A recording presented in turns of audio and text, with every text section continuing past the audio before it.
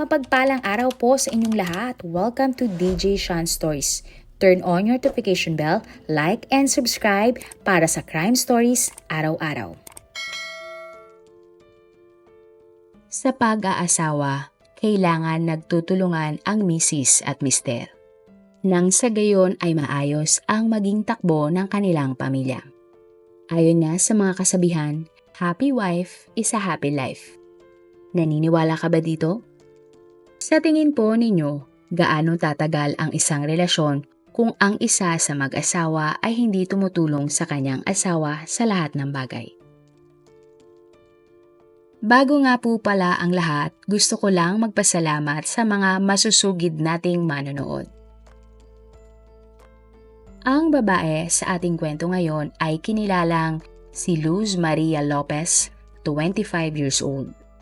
Sa isang maliit na syudad sa San Cristobal, Verapaz sa Guatemala, ipinanganak si Maria. May isa siyang nakatatandang kapatid o kuya. Bata pa lamang si Maria nang magkasakit siya sa tiyan at sobrang lala nito. Kinailangan ngang sumailalim ni Maria sa operasyon noon. Hindi nagbigay ng garantiya ang mga doktor ni Maria na siya ay maililigtas dahil sa tindi ng pinsala niya sa kanyang katawan. Pero nanalig at naniwala ang kanyang pamilya na gagaling si Maria. Hanggang sa natapos na ang surgery at isang malaking himala, nabuhay pa si Maria. Habang siya ay nag-aaral noon, mahilig sa sports ang babae. Bukod doon, sumasali din si Maria sa mga ballet dance groups. Malikhain, matalino at mapagkawang gawa. Ganyan ilarawan si Maria ng kanyang mga kaibigan at ng mga nakakilala sa kanya. Matapos ang high school, nag-aral ng law si Maria sa isang state university sa Guatemala. Noon pa man, pangarap na ni Maria na maging tagapagtanggol ng mga nangangailangan. Taong 2017, habang nag-aaral si Maria, nagpasama sa kanya ang kanyang nanay sa isang motorcycle dealership. Magbo-birthday kasi ang kuya ni Maria at plano ng kanyang mga magulang na bilhan ang kanyang kuya ng isang motor na matagal na nitong pangarap. Sa showroom, nakilala ni Maria at ng kanyang nanay ang isang magalang na ahente na nagpakilalang si Rafael. Ipinakita ni Rafael sa mag-ina ang lahat ng klase ng motor at itinuro nga ang pinakamaganda doon. Hanggang sa may napili na sina Maria at ang kanyang nanay. Pero sa huli, nagdesisyon sila na pag-iisipan munang maigi ang pagbili. Gusto din muna kasi ng nanay ni Maria na tanungin ang kanyang asawa tungkol sa bibiling motor. Bago umalis, nag-iwan si Maria ng kanyang cellphone number sa ahente kapalit ng isang business card. Ang lalaki sa motor shop ay kinilalang si George Rafael Zea Mejia, 24 years old. Panganay sa dalawang magkapatid si Rafael at nagmula siya sa isang mahirap na pamilya. Hindi na ibigay kay Rafael ng kanyang mga magulang ang lahat ng kanyang gustuhin dahil inuuna ng mga ito ang kakainin nila sa araw-araw. At kahit laki na sa hirap, naging kontento si Rafael sa mahirap na buhay. Hindi na nag-aral si Rafael at hindi na naghanap ng trabaho na malaki-laki ang sahod. Tila go with the flow lang si Rafael noon. Ang mga nakakakilala kay Rafael ay sinasabing siya ay tahimik, hindi nakikipag-usap sa iba at minsan ay agresibo din. Sinasabi ngang may problema din si Rafael sa pagkontrol ng kanyang emosyon. Kaya naman hindi kataka-taka na kakaunti lamang ang kanyang kaibigan at nahihirapan din siyang magkaroon ng karelasyon. Subalit, nang nakilala ni Rafael si Maria, nagbago ang lahat. Pakiramdam ng lalaki na love at first sight siya sa ganda ng dalaga. Kaya hindi nagtagal, nakatanggap si Maria ng text mula kay Rafael. Medyo nawirduhan si Maria nang nabasa niya ang text. Hindi naman kasi ito tungkol sa motor na kanilang dapat bibilhin. Bagkus ay nakikipagkilala si Rafael kay Maria. At dahil araw-araw nagpapalitan ng mga text at tawag sina Maria at Rafael, nagkaroon na ng lakas ng loob si Rafael na ayain si Maria para sa isang date. Agad namang pumayag si Maria dahil nang nakilala niya si Rafael, interesado na din pala siya sa binata. Hindi nagtagal, nagsimula na ang isang relasyon sa pagitan ni Maria at Rafael. Mahal na mahal nila ang isa't isa at pakiramdam ng dalawa, magkakaroon sila ng masayang buhay magkasama. Makalipas lamang ang ilang buwan, nagdesisyon nang magsama sina Maria at Rafael sa iisang bahay.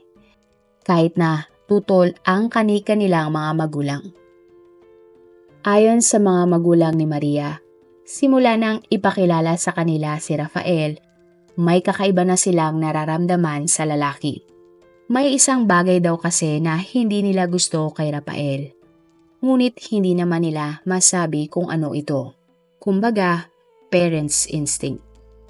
Pero 6 na buwan mula nang sila ay nagkakilala, ikinasal na sina Maria at Rafael. Naging intimate lamang ang selebrasyon ng kanilang kasal. Tanging family members at malalapit na kaibigan lamang ang inimbita ni Maria at Rafael. Sa hindi malamang dahilan, umpisa pa lang ay nagkaroon na ng problema ang mag-asawa. Nagkaroon ng problema sa venue ng resepsyon ng kanilang kasal at kailangan nilang magbayad ng doble para lang magamit ang lugar. Ilang buwan matapos ang kasal, agad na nabuntis si Maria. Alam ni Maria na hindi biro ang magiging gastos nila nang malaman na siya ay nagdadalang tao. Kaya para makatulong sa kanyang asawa, naghanap ng trabaho si Maria. Pero dahil hindi pa siya nakakagraduate, nahirapan siyang humanap ng trabaho. Kasabay nito, nawala naman ng trabaho si Rafael. Pero kahit alam niyang magkakaanak na sila ni Maria at nawalan pa siya ng trabaho, tila hindi ito inisip ni Rafael. Hindi siya nagmamadali na humanap ng bagong pagkakitaan para sa panggastos ng kanilang pamilya. Nang sumunod na taon, isinilang na ni Maria ang anak nila ni Rafael na isang babae. Hirap na hirap sina Maria at Rafael ng mga oras na iyon dahil pareho nga silang walang trabaho. Dumating din sa pagkakataon na miski nga pagkain ay wala na silang maipangbili. Dito na kinumbinsi ni Rafael si Maria na tumira na lamang sila sa bahay ng kanyang mga magulang. Pero tumanggi si Maria sa idea ni Rafael. Gusto niya kasing matuto silang mamuhay sa kanilang sarili at hindi aasa sa ibang tao lalo na sila ay may anak. Pero dahil wala na silang choice, napilitan si Maria na pumayag sa gusto ni Rafael. Ang problema na ito ay nalaman ng nanay ni Maria na si Ada. Hinikayat ni Ada ang kanyang anak na bumalik na lang sa kanilang bahay. Ngunit tumanggi si Maria sa alok ng kanyang nanay. Sinabi pa ni Maria sa kanyang nanay, "Maayos din ni Rafael ang lahat tungkol sa aming pamilya at wag na po kayong mag-alala." Isang araw, binisita ni Ada si Maria at ang kanyang apo sa bahay ng pamilya ni Rafael. Hindi akalain ni Ada ang kanyang madadatnan. Nalaman ni Ada na hindi pala maganda ang turing ng nanay ni Rafael kay Maria. Pinagdadamutan din si Maria ng kanyang biyanan dahil wala naman daw itong trabaho. Bukod doon, ipinapahiya pa umano ni Rafael ang kanyang asawa sa harap mismo ng kanyang pamilya. May pagkakataon naman na inaaway umano ng kapatid ni Rafael si Maria dahil naiingayan ito sa iyak ng bata at sa nagkalat ng gamit ng bata sa loob ng bahay.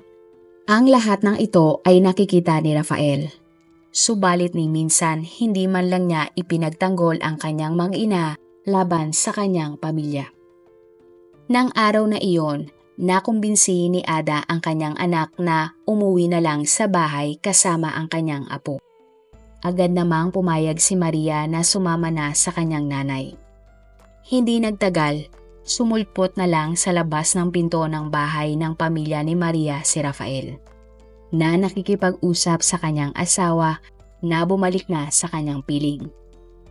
Nangako pa nga si Rafael na maghahanap na siya ng trabaho. Pumayag naman si Maria pero sa isang kondisyon. Sasama siyang muli kay Rafael kung bubukod na sila ng bahay at hindi na titira sa poder ng pamilya ni Rafael. Matapos ang ilang buwan, nakagraduate naman si Maria. Napakasaya ng babae dahil sa wakas ay matutupad na niya ang kanyang pangarap. Nagtrabaho si Maria sa City Prosecutor's Office. Nakita ng mga katrabaho ni Maria kung gaano siya katalino at kasipag. Mabilis ding na-promote si Maria dahil sa kanyang galing sa trabaho. Dahil doon, hindi naging problema ni Maria ang pera dahil malaki ang kanyang sinasahod. Pero kahit na ganon, hindi naging maluho si Maria at siya ay nagtitipid. Ayaw na kasi ni Maria na maranasan ang naranasan niya na halos pagkain ay hindi sila makabili. Sa kanyang pagsisikap, nakabili na din si Maria ng sarili niyang sasakyan. Maligaya ang babae na may naipundar na siya sa kanyang pagtatrabaho ng husto. Sa kabilang banda, si Rafael ay hindi na naghanap pa ng trabaho. Paminsan-minsan ay nagpa-part-time job si Rafael pero hanggang dun na lamang. Umasa na lang siya sa sinasahod ng asawa. Mas gusto din ni Rafael na manood na lang ng TV sa kanilang bahay habang nag-iinom kasama ang kanyang mga kaibigan. At lahat ng ginagastos niya ay mula sa pera ni Maria. Ang mas malala pa, napakaseloso pa umano ni Rafael. Hindi niya hinahayaan ang kanyang asawa na lumabas kasama ang mga katrabaho nito. Naging controlling din si Rafael sa kanyang asawa. Hindi niya pinapayagan si Maria na gumawa ng kahit anong social media account. Sinecheck din lagi ni Rafael ang cellphone ng kanyang asawa. Dahil sa mga ito, madalas mag-away sina Rafael at Maria. May pagkakataon pa nga na nasasaktan na umano ni Rafael ang kanyang asawa at hindi na nakokontrol ang kanyang sarili. Kaya nagplano na si Maria na iwan at makipaghiwalay kay Rafael. Dala ang kanyang anak, nagpunta si Maria sa bahay ng kanyang mga magulang. Pero kada mangyayari yun, dumadating si Rafael at sinusundo silang mag-ina. Lumuluhod si Rafael at humihingi ng tawad kay Maria. Tuwing mangyayari iyon, pinapatawad naman siya ni Maria at bumabalik sa kanilang bahay. Paulit-ulit lang na ganoon ang setup ng dalawa kaya pinayuhan na ni Ada ang kanyang anak na huwag nang maniwala kay Rafael. Sinabi pa ni Ada kay Maria na hindi na magbabago ang asawa nitong si Rafael. Pero tila hindi nakinig si Maria sa kanyang nanay. December 15, 2020, hindi na nagulat si Ada nang dumating na naman si Maria sa kanilang bahay. Maya-maya pa ay dumating uli si Rafael. Sinabi nito na may trabaho na siya at nangako na hindi na kailanman pagbubuhatan ng kamay si Maria. Tulad ng inaasahan, naniwala ulit si Maria sa kanyang asawa at muli silang bumalik sa inuupahan nilang bahay.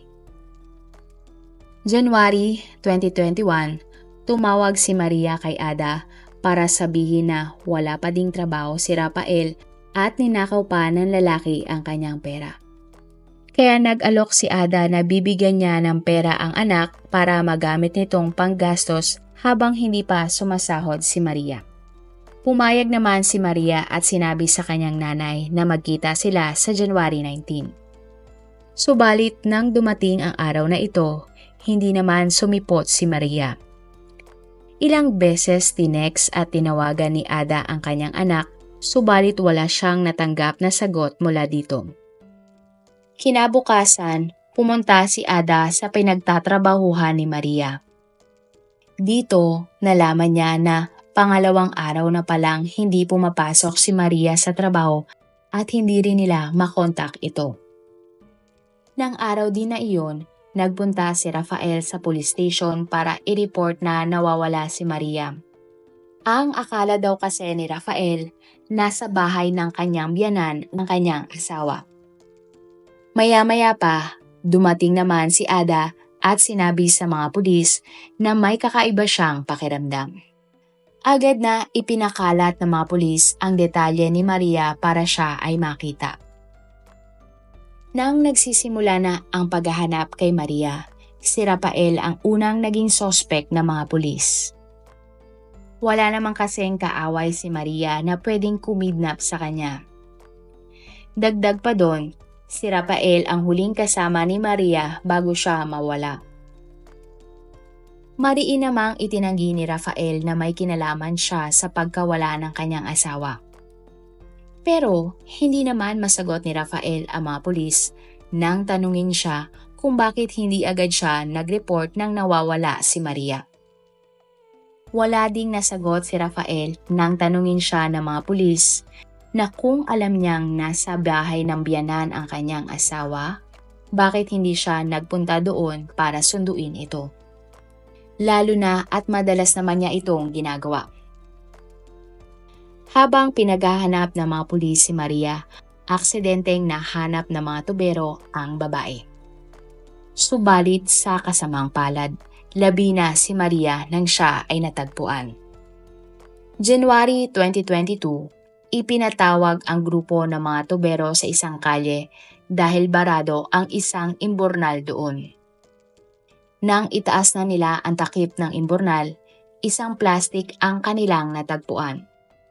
Nang buklatin nila ito, dun na tumambad sa mga lalaki ang isang labi. Kaya naman agad na tumawag ng mga pulis ang mga tubero. Naniniwala ang mga pulis na ang labing nakita at ang nawawalang si Maria ay iisa. Dinala ang labi sa laboratorio.